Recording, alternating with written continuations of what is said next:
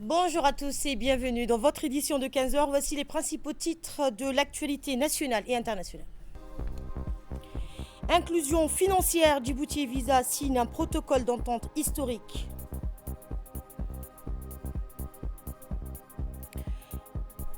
Et ces naissances exceptionnelles, triplées rares nées au CHU, un événement marquant. Dans l'actualité internationale, Gaza assiégée, Gaza enracinée, un million d'habitants résistent et refusent l'exil. Bonjour à tous. Le président de l'Assemblée nationale de l'État, Mohamed El État, a reçu aujourd'hui le nouvel ambassadeur du Royaume d'Arabie saoudite, son Excellence Matrek Abdullah Matrek. L'entretien marqué par la fraternité et la cordialité a mis en lumière l'excellence des relations d'amitié et de coopération entre les deux pays, fondées sur des liens historiques, culturels et religieux profonds.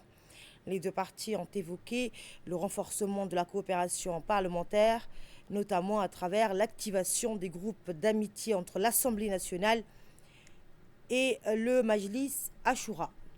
Le président du Parlement a assuré l'ambassadeur saoudien de son plein soutien dans l'exercice de sa mission à Djibouti.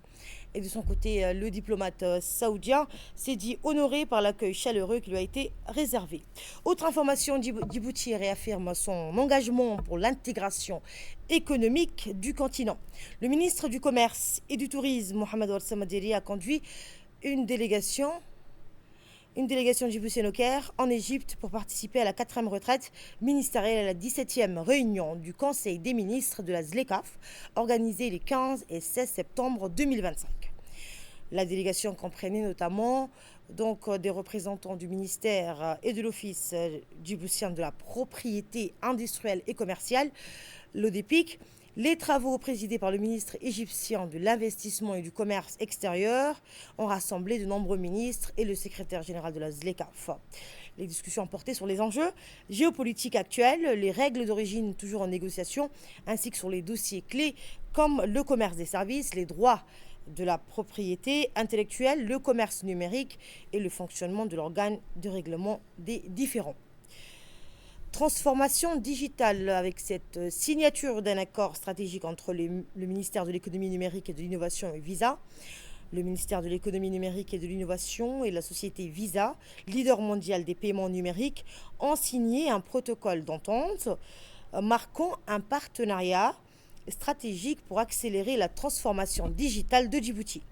La cérémonie s'est déroulée sous l'égide de la ministre Mariam Hamadou en présence du vice-président régional de Visa pour la zone CEMEA. Cet accord s'inscrit dans la continuité des projets structurants du ministère de l'économie numérique tels que le Smart Wallet national et la plateforme du guichet numérique.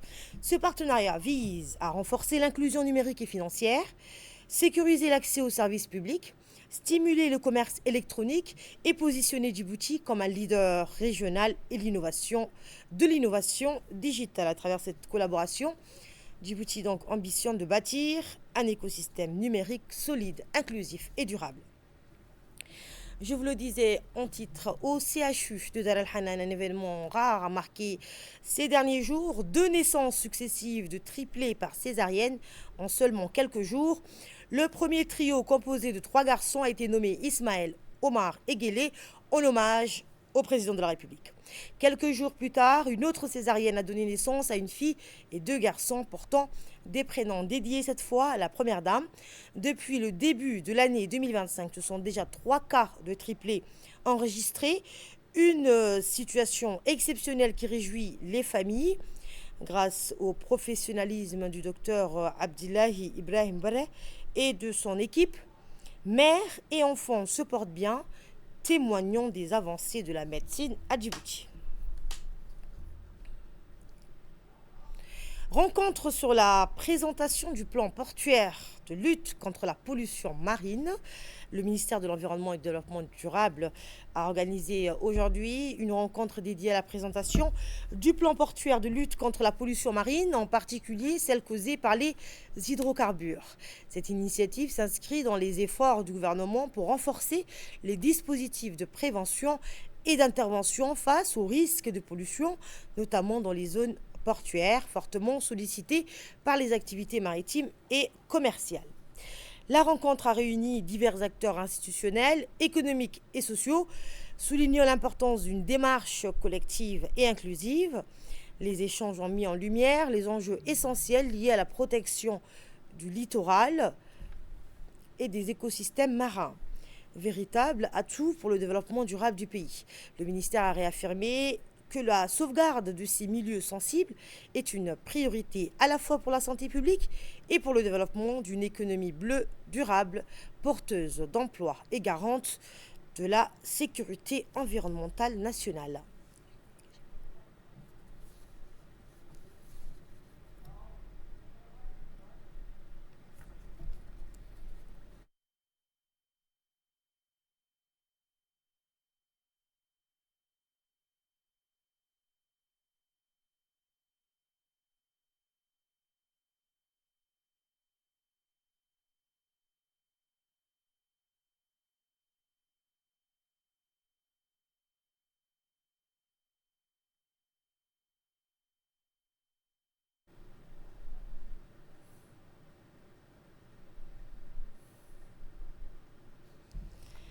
Du 15 au 16 septembre 2025, M. Mamadou Diane Baldé, directeur régional du Haut Commissariat des Nations Unies pour les réfugiés, le HCR, pour l'Afrique de l'Est, la Corne de l'Afrique et les Grands Lacs, a effectué une visite à Djibouti.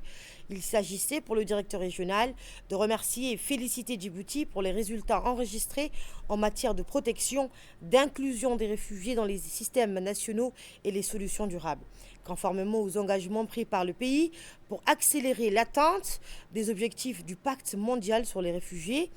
Aussi, d'échanger avec les autorités, les partenaires bilatéraux et multilatéraux sur les défis que rencontrent les réfugiés et les différentes solutions dans une approche holistique centrée sur leur autonomisation.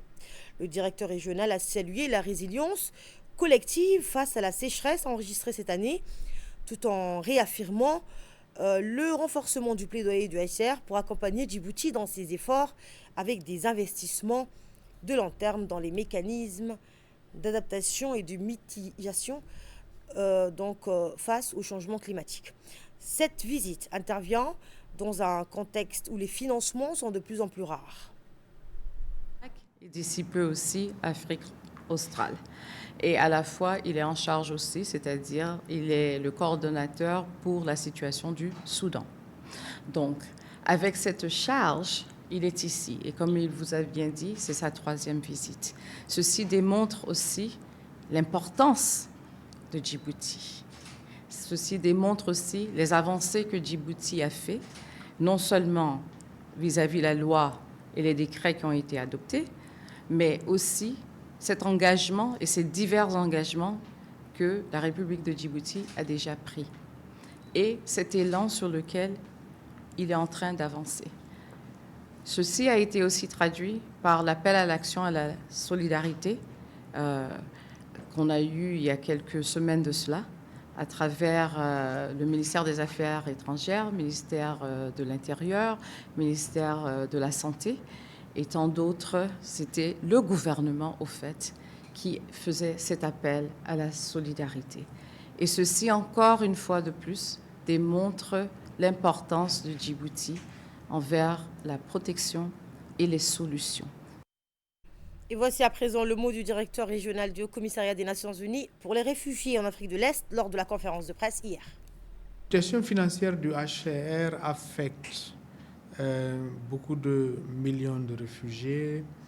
Le nombre de réfugiés dans la région ne fait qu'augmenter. Un peu moins à Djibouti, mais dans tous les autres pays. La situation soudanaise, par exemple, a produit 4 millions de réfugiés en un peu plus que 2 ans. Donc la situation financière n'est pas bonne, Mais comme vous le savez, ce n'est pas seulement le HCR, c'est tout le système de l'aide internationale, c'est tout le système humanitaire et c'est peut-être tout le système de développement. Donc, c'est peut-être aussi des moments où il faut réfléchir quelque peu à la durabilité, aux questions de système que nous mettons en place.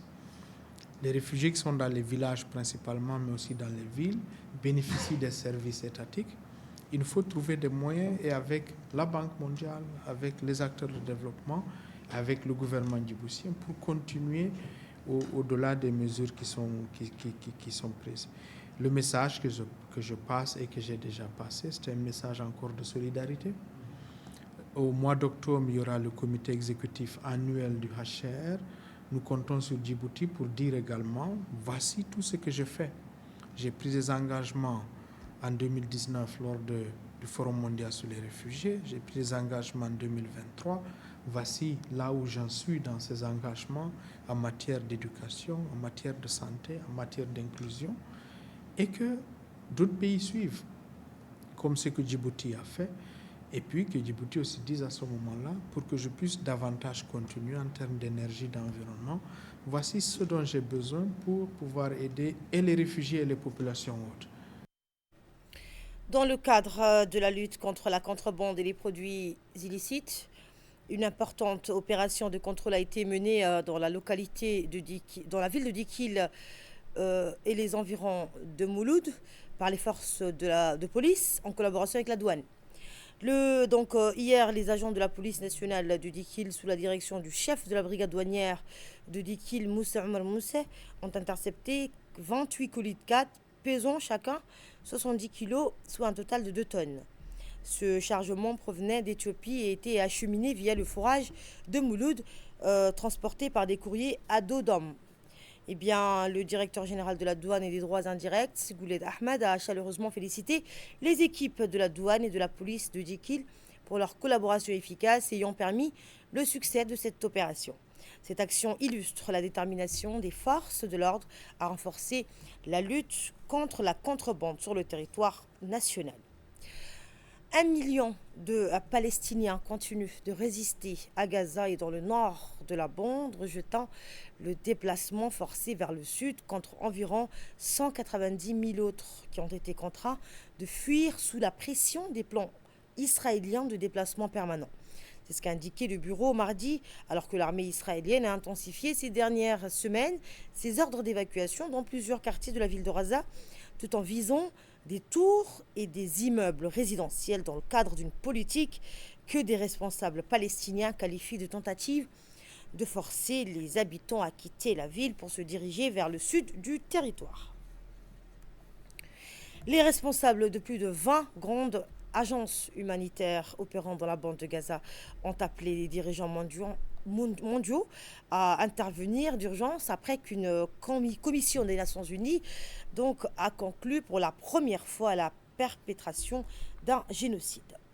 L'Organisation mondiale du commerce a célébré l'entrée en vigueur de son premier accord multilatéral centré sur la durabilité environnementale, l'accord sur les subventions à la pêche. Ratifié par plus de 2/3 de ses membres, il vise à interdire les subventions gouvernementales les plus nocives, responsables de la surpêche et de la dégradation des stocks marins.